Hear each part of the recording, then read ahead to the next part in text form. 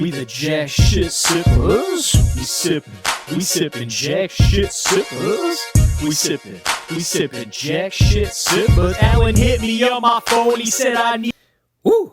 Welcome in, boys. It's week 3 of our 2025 fantasy season. Before we get going, thanks again, Chad, for the intro music. Still loving it. But before we get into this week's preview, let's look back at week 2 and see how your commish did. All right, last week we previewed our local rain predictor Big Thunder against our Sacco Paul. AI had predicted the game to be within 1 single point. I also reminded listeners that I called 4 games wrong last year. Had a great record, I think 11-4 if I remember correctly. 3 of the games that I got wrong involved Thunder. So, last week I picked Thunder to win. Let's see if he let me down. Chase Brown, he picked him over Genty. Went out on a limb, got him 8 points. Travion Henderson also went out on a limb, made a statement, 6 points. Jerry Jeudy, 9 points. All right, so maybe his statement picks didn't work. But he had superstar Jay Jetta, baby. 11 points. Yikes. Per usual, Thunder, more like a meow. Letting me down again. He brought home a whopping 125 points. So, must be a solid week all for the Sacco. All he needs is just an average 140-point week to take the win. He's definitely going to go 2-0, top 125, no problem. Well, your commish, he agreed with AI's prediction that it would be a close game and be within 1 point. However, very specifically, I stated, quote, I can see Paul scoring 180 or 120. Well, I wasn't wrong. Paul, his star, Jalen Hurts, at quarterback, threw for less than 100 yards. Tough to hit your upside when that happens. When your second-round pick is Ashton Genty and the guy only rushes for 43 yards, that's not helping either. So after scoring 150 points in week 1 and beating me, your commish, he was 1-0. But week 2, Paul, our Sacco, brought in 118 points. A measly 118 points. Meaning the big meow pulled in this win with a lowly 125 points. Hey, I'll take the win. Your commish is 2-0. So instead of a damn you, SEMA, you get a thank you very much, SEMA. SEMA. Whatever. Seminator. So, moving on to week 3, boys. All right. So typically when I'm picking the weeks, I like to prioritize, I do prioritize owners that have not been previewed. So I try to do a different owner every week. Well, this week, just the way it worked out, there's literally only 1 game that I had a choice of. Everyone else has been previewed already. And yes, it was only after 2 weeks. How does that happen? Well, I also eliminate myself every week because you don't need to hear me talking about me. So I do also try to pick the closest games. Well, this week, I only have 1 game, and it's tilted heavily according to AI. So Yahoo's prediction, it has Chad. This guy has decided to become our full-on league villain. He's gone full Kansas City and Tay-Tay fan. He even renamed his team after Swift's new album. He has called his team the Life of a Show Guy. Well, whatever you're doing, Chad, it's working. Chad is undefeated. He's our highest scoring team in the league, so of course he's dramatically favored to win. Wait, right? Wrong. AI has picked Ryan, our favorite actor, to win 172 to 148. So Sophia's Purdy has been pretty mid so far. He's 1-1. He's middle of the pack in scoring. Doesn't really make sense that AI would have him, I think, is the highest scoring team this week and favored to win by so much versus the highest scoring team in the league. And by the way, Chad's not the highest scoring team by a point. He's the highest scoring team by like 40 points. So he's had a good first 2 weeks. So we're going to preview this game this week and see where it lands. So let's get into it. Quarterback 1, Ryan, he's bringing King Goff and Geno Smith. Goff absolutely exploded last week. He had 5 touchdowns and nearly 50 fantasy points. It was a slaughtering in the Chicago-Detroit game. Goff gets Baltimore. After their first 2 weeks, Baltimore's given up the 3rd most fantasy points to quarterbacks. Ed Reed is not coming back to help this team. Their secondary is not as good as it's been, at least so far this season. However, I'm still not totally convinced the Lions are back on track and are going to be the highest scoring team like they were last year. Week 1 was away and outdoors, and Goff had a lousy 15 points. Last week was at home and in a dome. Okay, he exploded. Well, this week, away, at Baltimore, outside. I would predict average 20-point game with very little room for upside here. Could it happen? Sure, but certainly not in my predictions. Like I said, I don't think he face plants, but I 2022 maybe. But I'll go with about 20 points for him. The bigger issue for Ryan is certainly Geno. While he looked competent week 1, the Raiders' rushing game did not. I've got a good fun fact for you here, all right? So, guess who is dead last in yards before contact for running back? Meaning, when they get the handoff, how many yards does the running back run before they have first contact? Well, if your first choice was Detroit, surprisingly, you didn't win, but you're pretty close. They're 30th, surprisingly, so the loss of their center is certainly affecting the running game in Detroit. Detroit is allowing 2 yards before contact, which is not good. So who's dead last? It's the Raiders, and it's not close. So how bad is it? Remember, bad at 30th is 2 yards. After week 2, the Raiders are allowing negative 0.2 yards before contact, meaning the minute the rusher gets the ball, they are already being hit. They're literally being hit, according to this, before they get the ball. So they're taking almost a step back from when they get the ball to first contact. That also the stat is skewed, obviously. There's tosses and things like that where they lose yard. They're a couple yards behind the line of scrimmage, and then they get contact. But regardless, that's a wild stat. I've never seen anything like that. I mean, bad before contact is 2 yards. Negative? It's crazy.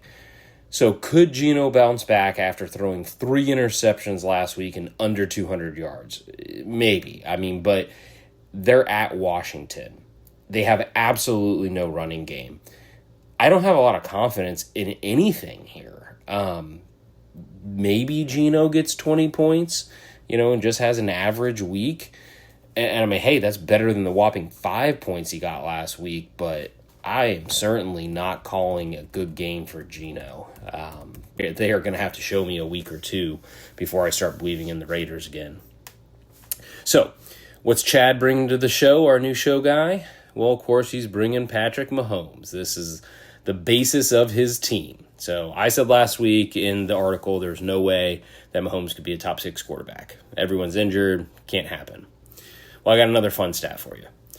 Last week, J.J. McCarthy looked atrocious. He was in our chat. We were talking about him. We had a couple comments about how he can only throw right, which was supported by fact. He looked bad.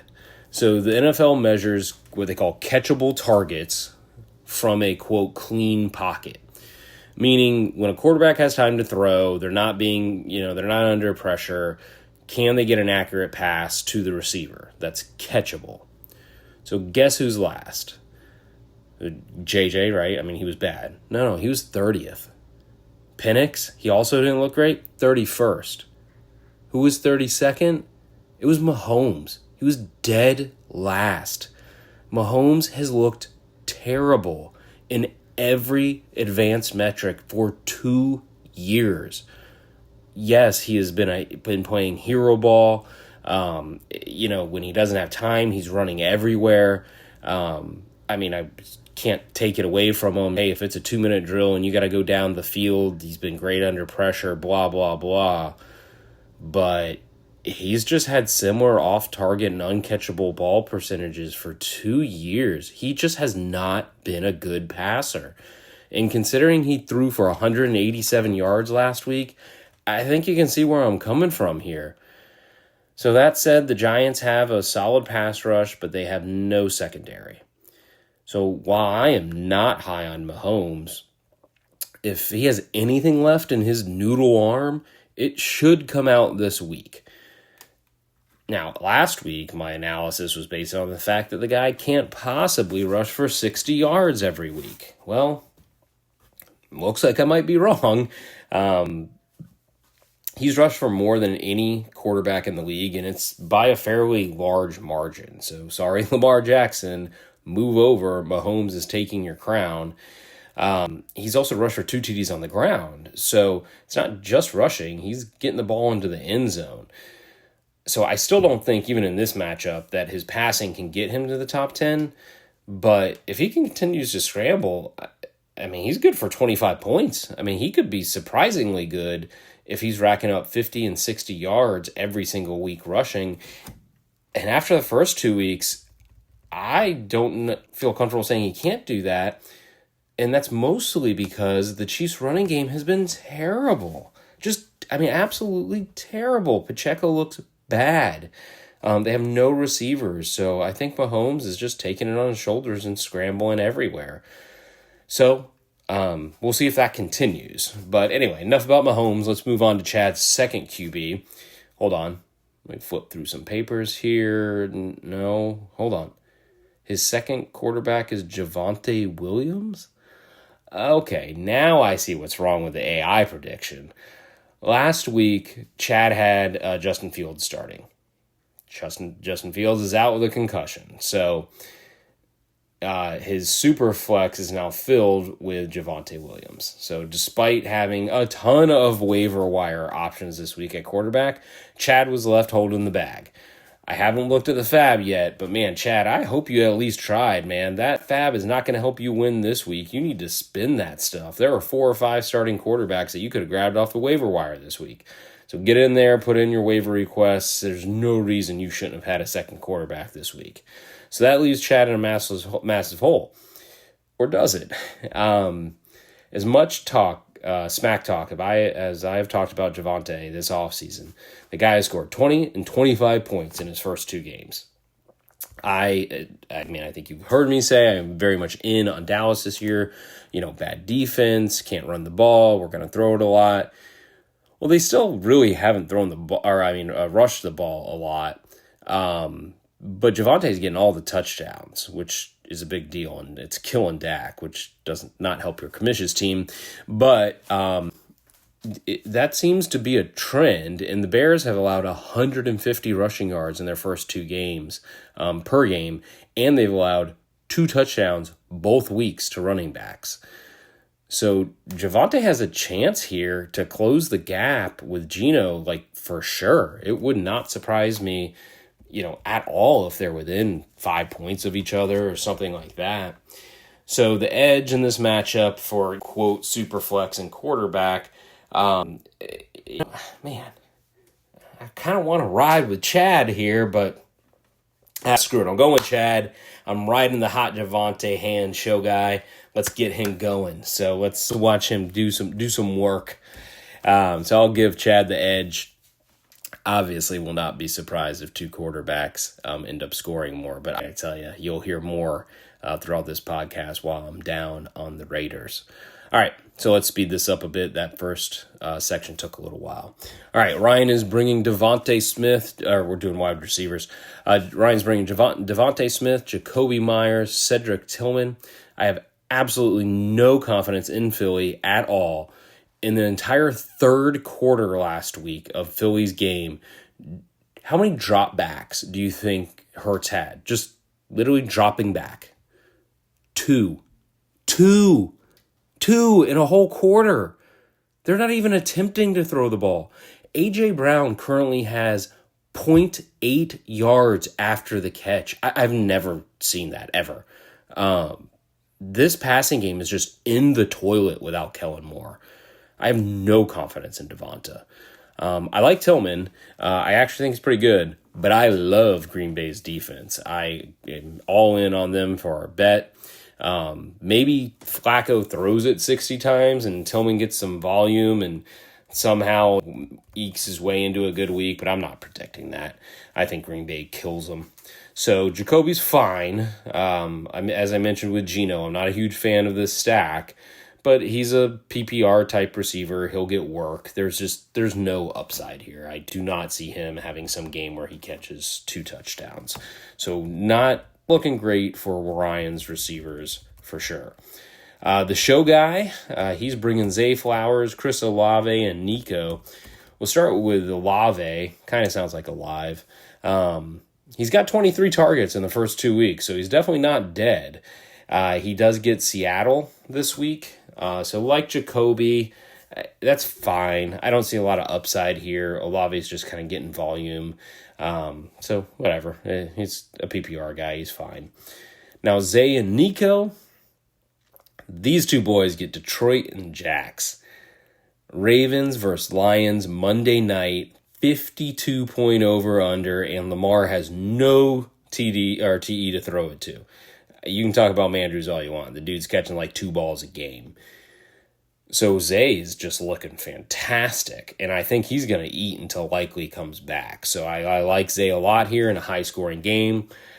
I'm kind of worried about Nico in the long term. I didn't draft him anywhere, and I had him ranked at the very lowest bar of the first tier, maybe the top of the second tier of receivers, mostly because this offensive line sucks. They've done nothing to prove that any differently. So Texans look bad. However, and by the way, Nico only has 70 yards in 2 weeks. They get our hometown Jags. It's in Jacksonville, but Texans always play as tough. So if they're gonna play as tough, I don't know where else they go besides Nico. So I think Nico gets it together this week. I don't know that he explodes, but I don't think he's bad. So an edge here. It definitely goes to the show guy. So Chad gets it. Ryan, I'm down on your receivers pretty big this week. All right, moving on to running backs, and holy hell. I mean, this is fantasy nirvana. We're pitting Achane and Gibbs against C-Mac and Saquon. These might be the top 4 running backs at the end of the fantasy season. Wow. So Chad has the Achane side. Achane gets Buffalo on Thursday night. Miami has clearly not looked good. However, Buffalo has been gashed up the middle in the first 2 games. Too bad Achane's game is not up the middle. This guy gets all of his points in the air. That hasn't changed. He wasn't great as a rusher last year. He doesn't look great as a rusher this year. But last week he scored a 30-yard touchdown reception. He should have had a second 50-yard touchdown reception, but he just steps out of bounds. So I've got no idea how to protect Achane, and if it comes up again later in the season, it's going to be the same analysis. This guy is so explosive. He could have 40 yards or 200 yards and 4 touchdowns. Look, I'm going to lean on the low end. The game's away in Buffalo on Thursday night, but I wouldn't bet a pack of gum on that. So, take that for whatever you want there. Now, Gibbs is similar, obviously explosive, but he's a much better runner. His limiting factor is always going to be Monty. But even with Monty playing last week, he rushed 12 times for 94 yards. He simply doesn't need volume to be effective. AI has him at 17 points, but I think Detroit gets behind in this game. They're away in Baltimore. So I think they end up throwing a lot, and I actually think Gibbs gets well over 17 based on his receiving work this week. So I think that's going to be higher than anticipated. That being said, we got Ryan's high T team here, man. I mean, this guy brings the 2 best running backs in football, potentially. Injury clearly a concern. But they're healthy this week. Saquon is averaging 12 points a game this year. C-Mac is averaging 23, based on his very predictable high receiving volume. This is exactly what they were projected to do, and they're doing it. Purdy is out. Kittle is out. I see no reason for that to change for CMC. he's going to have to catch the ball. There really isn't anyone else. I mean, if you can talk about Pearsall and Jennings all you want, they're just guys. So this offense runs through C-Mac, and it'll continue to. So I expect a great game, 25 type points, literally every week from C-Mac. I don't care who the defense is. Oh, but by the way, they get a subpar Arizona. Yeah, I think this is going to be a big game. Now, Saquon gets the Rams. Normally, I'd give you similar analysis. I mean, Philly's running the ball. Saquon can, catch. He can run, all those great things. Not a lot of analysis, but the Rams could be the best front four in the league by far this year, both in rushing and passing. They're phenomenal. So I'm not going to predict a bust game. And oh, by the way, technically right now they have allowed the least amount of rushing yards in the league. So again, won't predict a bust game for Saquon. And I'll never do that in this offense. But if I'm Ryan, I'm watching this game very nervously. Will be one of the few games all year that I would watch nervously if I was Ryan. So who's the edge go to? We don't need to beat around the bush. Look, it's Ryan every week. I don't care who you got at running back. These two are phenomenal. And we knew that when Ryan drafted them. It's just a matter of staying healthy. All right. Moving on to tight end and flex. Like I said, we probably need to speed this up a little bit. Sorry, guys. Chad brings his lover boy, Kelsey and DJ Moore. Kelsey's distractions off the field, and maybe his age appeared to affect him on the field. He just hasn't looked great. His week one was terrible. He had 2 catches. He was saved by a 140-yard touchdown. He's averaged 11 points a game, but he gets a beatable Giants defense. The upside here for Chad, there's not a lot going on. He's got a stack with Mahomes. He's got to hope that Mahomes funnels the pass offense through Kelsey. And it might happen. I'm not sure where else they're going to go in the passing game. They can't run the ball like I just told you. They're certainly not going to run the ball against the Giants. The only thing the Giants defense got going for them is their good front seven. So, yeah, I mean, he's got a shot here. I'm not going to predict it, but that would be the upside. Odunze for Chicago, he has become the main target. I mean, after 2 weeks, everything seems to be going to him. Not that DJ Moore isn't getting any work, but man, it is funneling through him. So DJ Moore may get something, but it looks like his upside is going to be limited all year by the emergence of Odunze. The Bears defense is bad, though. They've been bad for 2 weeks. So I think Dallas is going to score against them. So Caleb's going to have to pass. This is in Chicago, so I'm going to assume they won't get completely embarrassed like they did in Detroit last week. Hopefully they keep it close enough that they're passing more than they're running. That would be the hope for DJ Moore. All right, continuing Ryan's high T theme. He's bringing James Conner and Brock Bowers. Ryan is living and dying every week by the Raiders super stack. He has got 3 Raiders. That is not where I want to be in my fantasy life. But then again, I got Burrow, and that's not really where I wanted to be in my fantasy life either. Anyway, Bowers is certainly the one to own if I had to own one of these 3 Raiders. I don't predict that he'll do anything out of the norm, but his norm is awesome. I mean, we're talking 8 targets every week, the potential to take any catch 50 yards. I mean, if he's ever under 15 points, it's a disappointment. So, Bowers does Bowers things. Now, Conner, on the other hand, he's actually seen a decreased workload. Benson has been getting a couple carries. But Conner's still the guy to own. He every year is underrated. He's still the goal line back. He's still catching passes. I mean, he's going to get 8 to 10 points every single week just based on his workload. It's just whether or not he gets that TD. That TD will get him, to around that 15-point range. The problem is I'm not sure the cards show up against the Niners. It's in San Fran this week. I'm pretty low on this team. I do not like Kyler Murray. I actually am pretty low this week. I love Conner, though. I do, but I just don't like the cards, and I don't like that they're away. So I'll, edge. It's close. I'm going to take Ryan, but it's not by much. Obviously, a note here. There are 2 notes. One, a kicker note. Yeah, that's right. Alan's talking about kickers, the guys you wanted to eliminate from the league. Chad's got the 64-yard man himself, Brandon Aubrey. Look, I tried to trade Burrow for Aubrey this week, but Chad wasn't biting.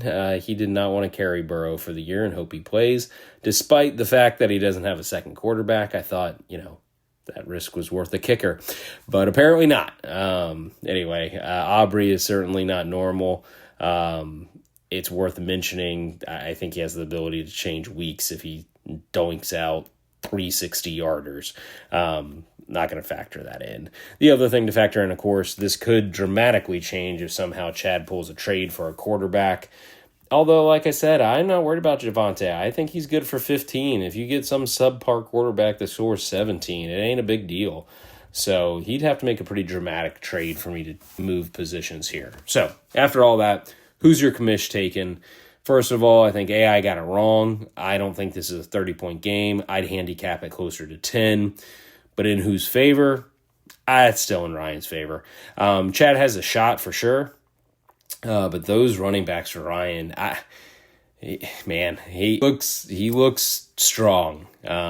He needs to find some receivers, but yeah, Ryan, man, that you made or broke your team at the draft with your first 2 picks. I did the same with Burrow, and he's already out. That's sad. All right, enough from your commish. Chad, play me out with some of that awesome rap music. We the jack shit sippers. We sippin' jack shit sippers. We sippin' jack shit sippers. Alan hit me on my phone. He said I need